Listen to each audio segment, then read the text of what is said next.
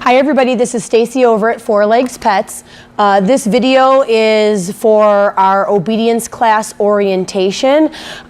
Today we're just going to go over some different pieces of equipment as well as what you will learn in our obedience class here at Four Legs Pets in Gilberts. So first what I want to do is go over some equipment. There's no right or wrong equipment in our classes. We allow owners to use whatever equipment they feel comfortable with. If I feel that a student is struggling with any type of equipment, I may recommend something else, but obviously it's a recommendation and it's not mandatory. It's your choice as far as what equipment you want to use on your dog. So the first thing we're going to talk about is the buckle collar. Hopefully you can see this. This is just a standard collar, buckles like this. Hopefully, again, you can see this. So this is a buckle collar. A lot of people train their dogs very successfully on a buckle collar. So if your dog works good on a buckle collar, that would be great. The next thing I want to show you is a martingale collar. So a martingale collar goes like this, and it almost makes like an 8. Let me see if I hold it over here. Maybe you can see it a little better. Almost makes like an 8. So when the dog pulls, it will tighten up. Similar to like a prong collar or choke collar. It will tighten up and give the dog kind of a slight correction. Now a severe pulling dog, this might not be the best thing for them. All of my dogs actually wear martingale collars. A step up from the martingale collar, still a martingale collar, but now they're making a martingale collar that does buckle.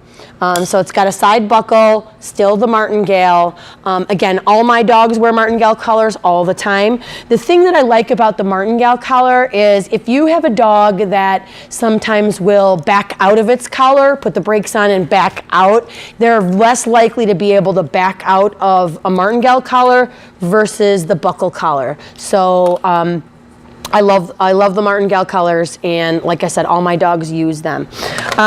Next thing up is the harness. The harness I like the best is the Premier Easy Walk harness. Same concept, similar to the martingale collar. It does martingale. It does have this tightening loop in the front. So when the dog is wearing it, this it's clipped on the front. And then what it does is, if the dog pulls, because the leash is going to be attached and it pulls to the side, kind of knocks them off balance a little bit so they're not able to pull. So a dog that's a severe puller, this is a great tool for. Now the other thing you can do is, so it goes on like this, flip it so that the martingale part is actually on the back, and then the leash gets clipped from the back of them, and then it will tighten up from the back. So again, this is the Premier Easy Walk harness. All the things we're talking about today are available in our store at Four Legs Pets. Next thing that I want to talk about is the pinch collar, otherwise known as the prong collar. This is a smaller prong collar. I know it looks a little bit barbaric, but the way that the prong collar was actually designed is similar to the mom dog with the puppies when they grab them by the scruff and kind of move them, or move them around by that. Kind of the similar concept of this.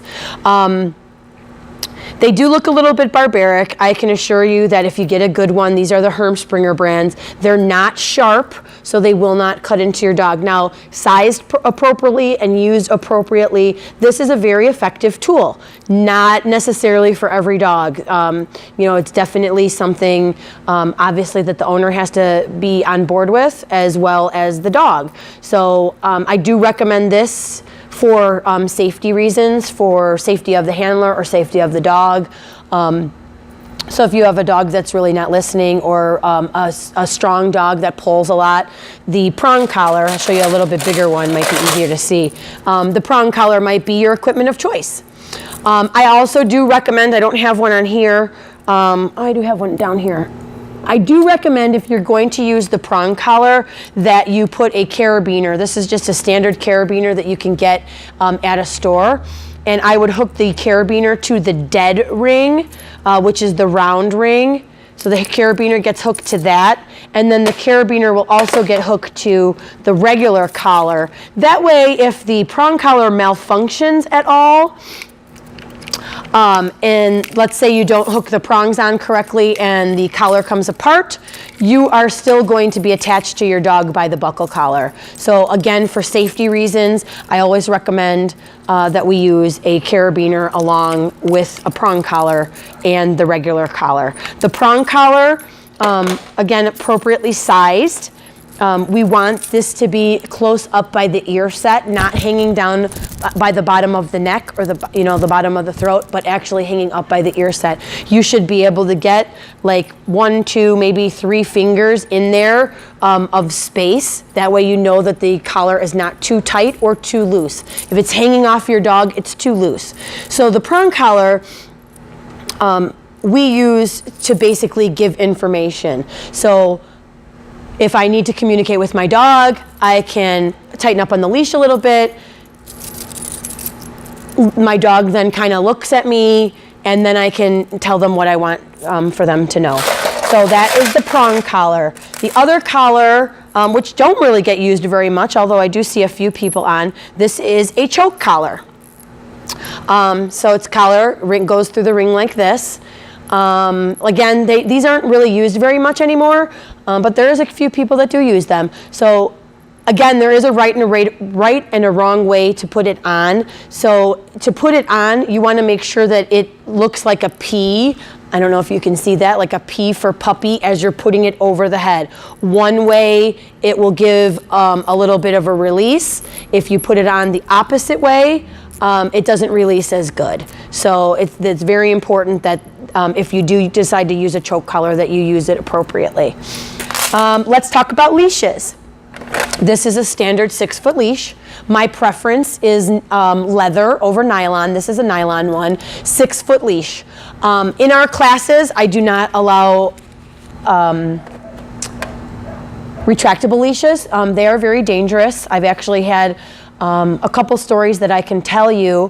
One story being, we had my dog on a retractable leash. We were pushing my son in a little push car. My dad was with me. We were walking the 2 dogs, and my dog decided he wanted to go in front of the little cart that my son was in, and the nylon retractable leash actually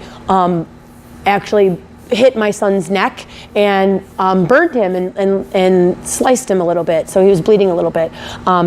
So I'm not an advocate of retractable leashes, except for maybe if you're in a townhouse and your dog needs to run around a lot, you could use a retractable leash. But again, in that instance, they are able to pull out of your hands, and then your dog can get away. And not only that, but if your dog pulls away from you on a retractable leash, the retractable leash then hits the pavement and then starts bouncing, scares the dog, and it makes the dog take off even more. So I really warn people on the retractable leashes. I feel like the 6-foot leashes or even a 4-foot leash is definitely a better way to go.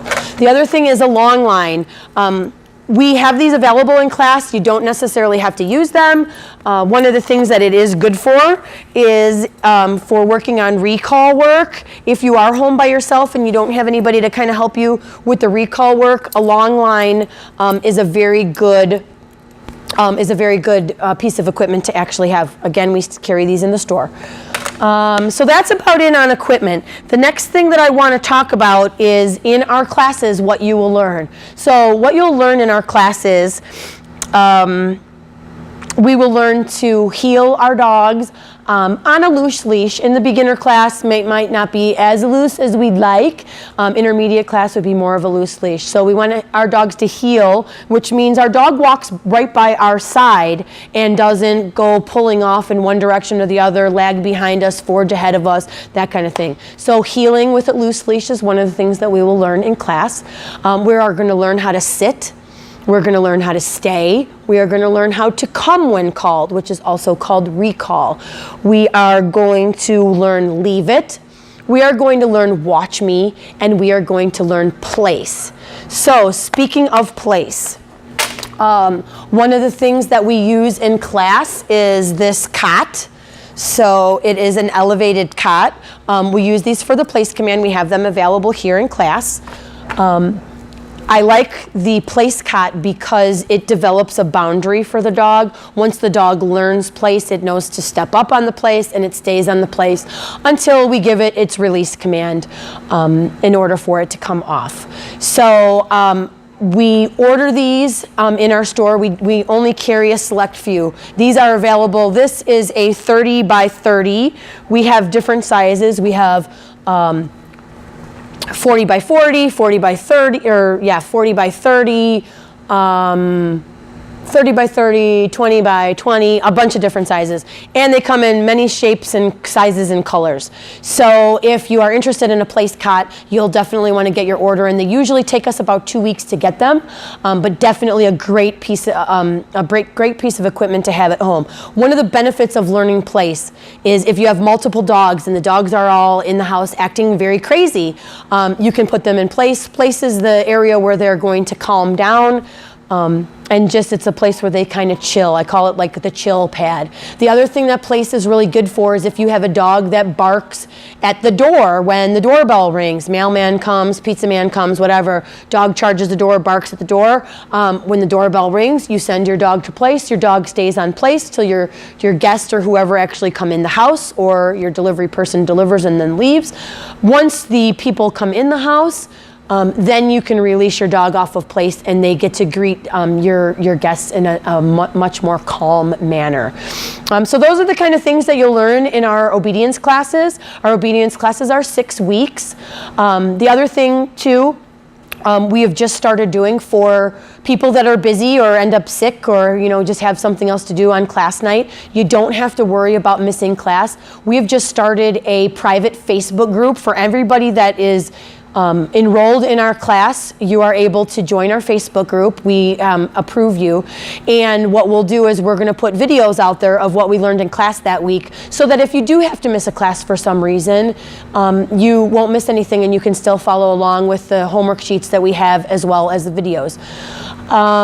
What else do I want to tell you guys? That's mostly it. The other thing is if you have a really crazy schedule and just can't commit to our class times, we do classes on Sundays and Mondays, but if you have a crazy schedule and just can't absolutely commit to time, you can sign up for our class. We'll put you in the appropriate Facebook group, and then at your leisure during the week when you want, you can go ahead and watch the videos. We'll release the videos every week. And when it's convenient for you, you can go ahead and watch the videos, post questions, post videos back if your dog is struggling with something, and we will help you virtually. So a new thing that we have is now a virtual class availability. So that's about it with our obedience classes. We also offer nose work classes, trick classes, foundation agility, lots of stuff. So if your dog is already trained and you want to do something a little bit more with more fun with your dog, we definitely have the classes for that as well. So again, if you have any questions, you can contact us at the store, on Facebook, via email. If you're in my class, I give my cell phone number out so you can get a hold of me via text, like I said, or email. So we really look forward to helping you with your dogs and working through problems with you, and really work for, our goal is that everybody has a really good behaved, well-mannered dog, that when your guests come over to your house, you're not ashamed of your dog jumping all over them and acting like a crazy nut. So if you have any questions, please give us a call. Again, it's 4 Legs Pets in Gilberts. Our website is www.4legspets.com. Again, we are located in Gilberts. We do have another location in Algonquin that is Natural Pet Foods, as well as in-home pet sitting and grooming. So 4 Legs Pets in Gilberts, we offer natural pet foods, doggy daycare, overnight boarding, grooming, training, canine hydrotherapy, and canine fitness. So if your dog needs any of those services, we are more than happy to help, and look forward to seeing you here in class. Thanks.